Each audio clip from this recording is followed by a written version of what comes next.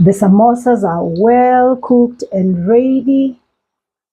You can see the way they have turned golden brown. And as I said, this is a nice snack for the children. Very good snack for the children. Wow. Look at our samosas.